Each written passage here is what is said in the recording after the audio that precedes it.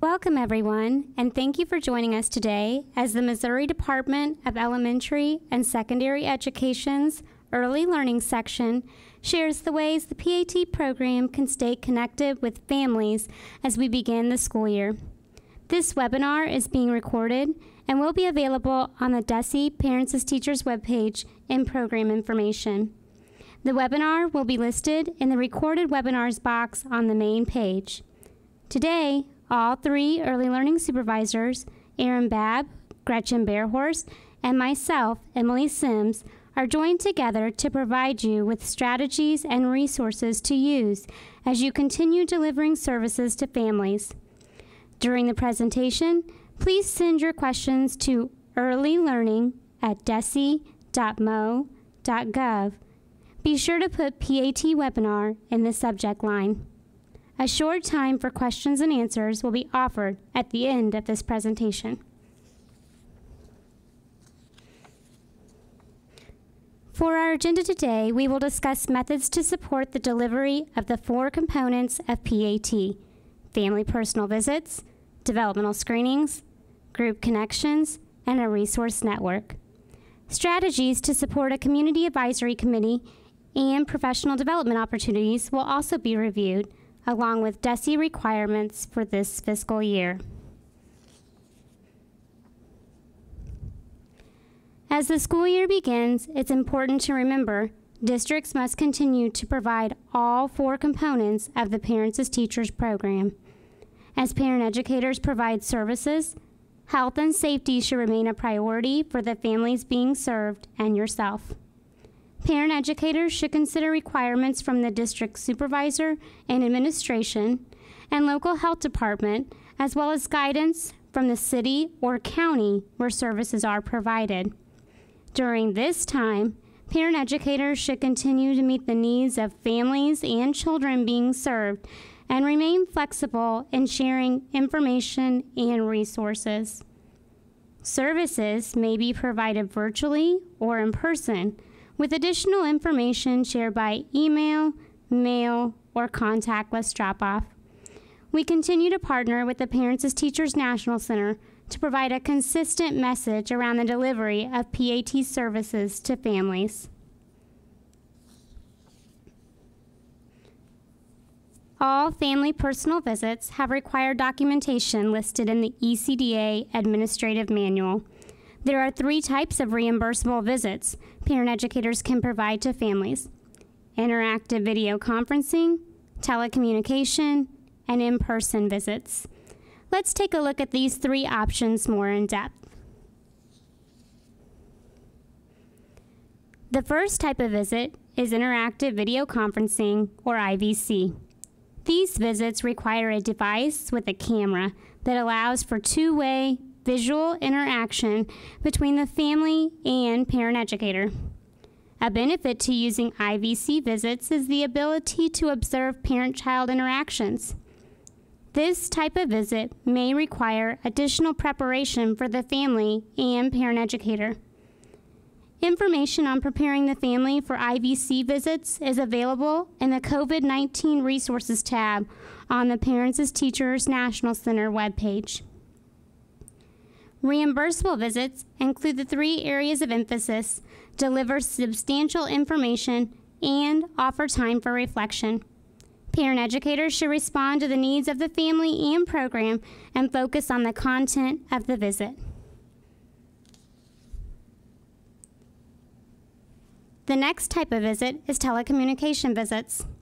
Telecommunication visits are provided through audio phone calls. It may take several calls to complete all required components of a reimbursable visit. Telecommunication visits allow parent educators to deliver services to families who may not have an internet connection. The parent educator uses Parent Report to document observations and interactions between the child and parent. Parent educators should be flexible and focus on the content of a family personal visit rather than the length. The Parents as Teachers National Center offers resources to assist programs in delivering virtual visits. The last type of visits are in-person visits. During this time, in-person family visits may look a little different. Programs are encouraged to follow the district's administrative guidance, local health department guidelines, and city and county requirements when providing PAT services. Parent educators should consider alternate locations for family visits, such as outdoor visits when weather permits, including in the driveway, front or backyard, or the park. Window visits can also be provided with communication by phone or through the glass. Family visits may also occur at the school if approved by the district. It is important to focus on the content and not the length of the visit. Programs should consider a combination of virtual and in-person visits and develop a plan to meet the needs of all families and children enrolled in the program. Parent educators should continue to stay connected to the Parents as Teachers National Center on a regular basis. In Oliver, there are technical assistance briefs and webinars on virtual service delivery. Additional resources supporting the delivery of virtual services, including screening, group connections, and reflective supervision, are also available. These resources feature benefits and challenges of virtual service delivery.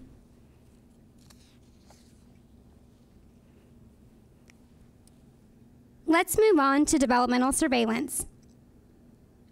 The PAT National Center includes developmental milestones in their curriculum for use by the parent educator. Parent educators must review the developmental milestones before each family personal visit and update as needed after each visit. Developmental milestones assist in tracking and fostering the child's developmental progress, as well as assist in planning for future family visits. Milestone information is also available for families on the Early Connections website.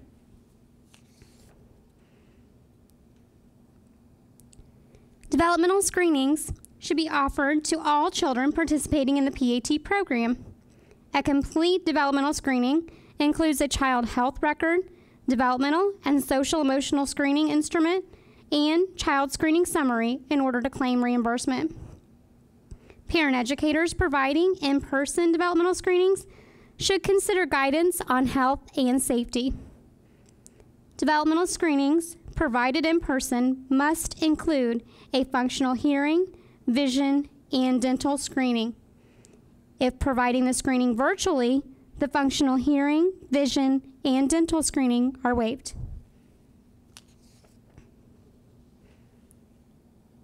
The ASQ3 and ASQ SE2 have a virtual delivery option that is approved by Brooks Publishing for use through IVC or telecommunication visits.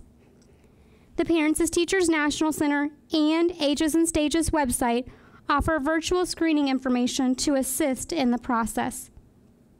Parent educators should consult the publisher of additional screening instruments to determine approved delivery methods and receive guidance on the process.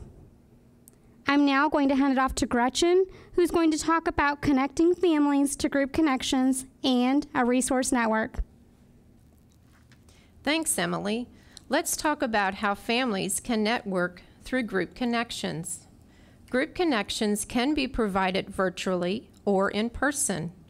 4 group connection frameworks are available through the Missouri Parents as Teachers Professional Development Program website. These frameworks require facilitation by a parent educator. PAT programs should also consider collaborating with other school districts and community partners to deliver group connections. Consider activities and events occurring through the local library and county health department. In-person group connections should follow the same considerations as family visits. During this time, it is extremely important to connect families to resources that focus on their strengths and needs. Parent educators should help families reach their goals and address their needs by connecting them to resources available in the community. It is important to stay current on the community resources available so families receive the most up-to-date information and services. The Early Connections website is another great resource for families and professionals to access information about what young children need. This site offers families information on keeping children safe, supporting children's health, and engaging in children's learning. It offers professional resources on improving practices, supporting families, and teaching young children. The Parents as Teachers program is required to provide 2 Community Advisory Committee meetings each program year. These advisory meetings may occur virtually at the district or at another location. Required documentation for these meetings is located in the ECDA Administrative Manual.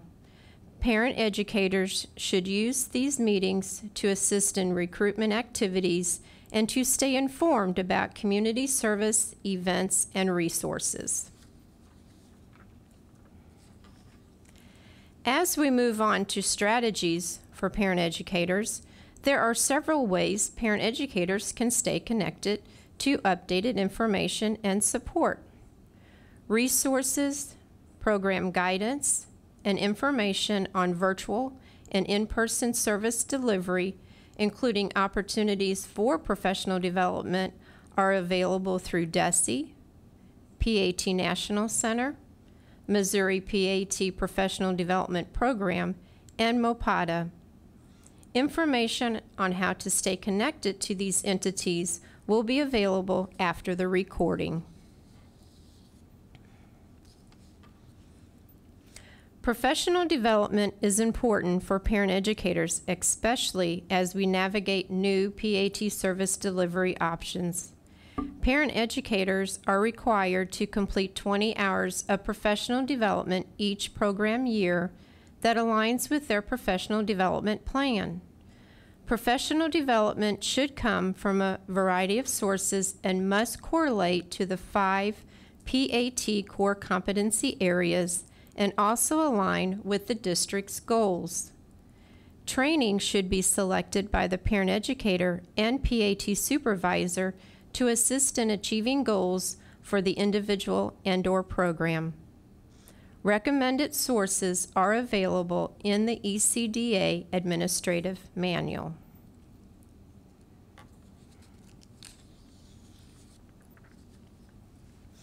Let's move on to reporting requirements for DESE.